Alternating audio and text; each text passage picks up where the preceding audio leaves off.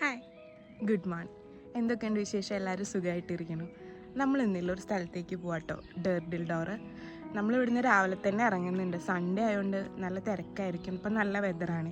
അപ്പോൾ ഇവിടുന്ന് നമുക്കൊരു 3 hour ഡ്രൈവ് ഉണ്ട്. അപ്പോൾ നമ്മൾ രാവിലെ ഒരു 8:30 ഇറങ്ങുക.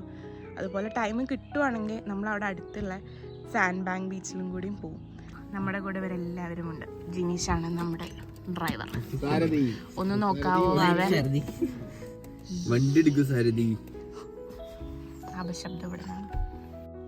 അങ്ങനെ നമ്മൾ യാത്ര തുടങ്ങി. നമുക്ക് നല്ലൊരു പണി കിട്ടിയിരുന്നു കേട്ടോ.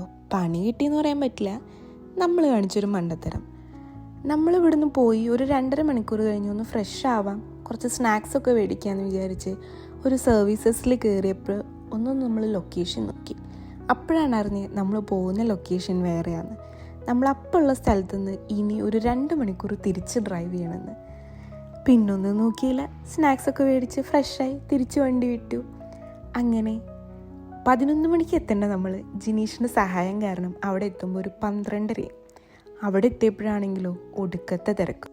ഈ തിരക്ക് നമ്മൾ എക്സ്പെക്റ്റ് ചെയ്തിരുന്നു, കാരണം നല്ല വെതറാണ്, പിന്നെ വീക്കെൻഡാണ്. അതുകൊണ്ട് തന്നെ നമ്മൾ നേരത്തെ ഇറങ്ങി. പക്ഷെ എന്താ ചെയ്യുക, നമുക്ക് നേരത്തെ എത്താൻ ഭാഗ്യമില്ല. പിന്നെ എവിടെ പരിപാടി അവതരിപ്പിച്ചാൽ ഇതായതുകൊണ്ട് നമുക്കിതൊക്കെ ശീലമാട്ടോ. പിന്നെ നമ്മളൊന്നും നോക്കിയില്ല, വണ്ടിയൊക്കെ പാർക്ക് ചെയ്ത് താഴത്തേക്ക് നടന്നു. കുറച്ച് നടക്കാനുണ്ട് കേട്ടോ, അതൊരു ഇറക്കാണ്. അവിടേക്ക് പോകുമ്പോൾ ഒരു കംഫർട്ടബിൾ ആയിട്ടുള്ളൊരു ഷൂസ് ഇടുന്നത് നല്ലതായിരിക്കും കേട്ടോ, കാരണം നടക്കാനുണ്ടല്ലോ. പിന്നെ ഈ ഇറങ്ങിയതൊക്കെ തിരിച്ചു വരുമ്പോൾ കയറുന്നതാണ് ബുദ്ധിമുട്ട്.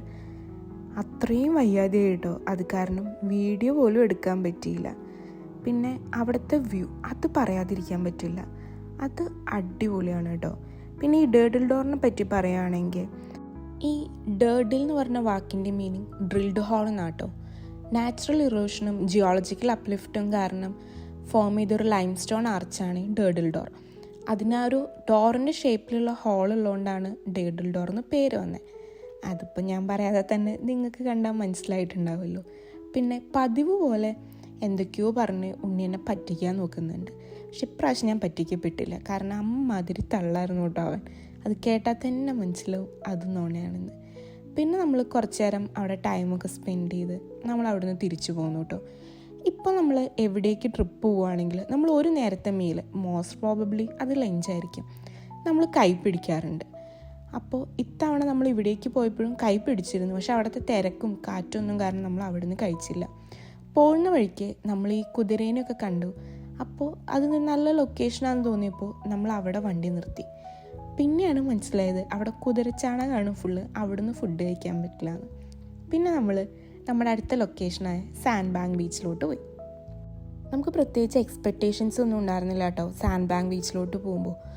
പക്ഷെ അവിടെ എത്തിയപ്പോൾ ഉണ്ടല്ലോ, നമ്മൾ നാട്ടിൽ ഒരു ബീച്ചിൽ പോയ പോലെ ഈ കോഴിക്കോട് ബീച്ചിൻ്റെ സൈഡിൽ കൂടിയൊക്കെ വണ്ടി ഓടിച്ച് പോകുമ്പോൾ കിട്ടുന്ന ഫീലില്ലേ, അതുപോലെയായിരുന്നു കേട്ടോ.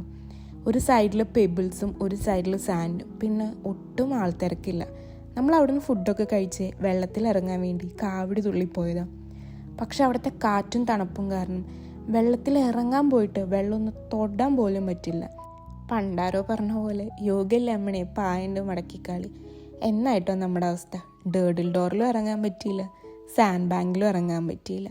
സാരല്ല, ഞാൻ നേരത്തെ പറഞ്ഞ പോലെ നമ്മളെവിടെ പരിപാടി അവതരിപ്പിച്ചാൽ ഇങ്ങനെ ആയതുകൊണ്ട് നമുക്ക് ശീലമാട്ടോ. പക്ഷെ നമ്മൾ തലേ ദിവസം തന്നെ സാൻഡ് ബാങ്കിൽ പോയാൽ കുറേ ഗെയിം കളിക്കണം, വെള്ളത്തിലിറങ്ങണം, അതിനു വേണ്ടി ബോളും ഒക്കെ ആയിട്ടാണ് പോയത്. പക്ഷെ നമ്മുടെ പ്ലാൻ എല്ലാം ഡ്രോപ്പായി തണുപ്പ് കാരണം. ഈ ഒരു ബീച്ച് ആൾത്തിരക്കൊന്നും ഇല്ലാത്തതുകൊണ്ട് നമുക്ക് ഇറങ്ങാനൊക്കെ നല്ല അടിപൊളിയാണ്.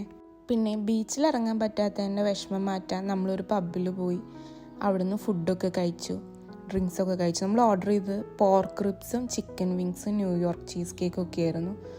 പിന്നെ ഇതിൻ്റെ കൂടെ തന്നെ ഒരു ഫ്രീ ആയിട്ട് അൺലിമിറ്റഡ് സാലഡ് ബൗളും കിട്ടുമായിരുന്നു. ഫുഡ് അടിപൊളിയായിരുന്നു കേട്ടോ. ഫുഡൊക്കെ കഴിച്ച് നമ്മൾ നേരെ വീട്ടിലേക്ക് പോയി. ഇനി വേറൊരു വീഡിയോ ആയിട്ട് കാണാം കേട്ടോ. ബൈ.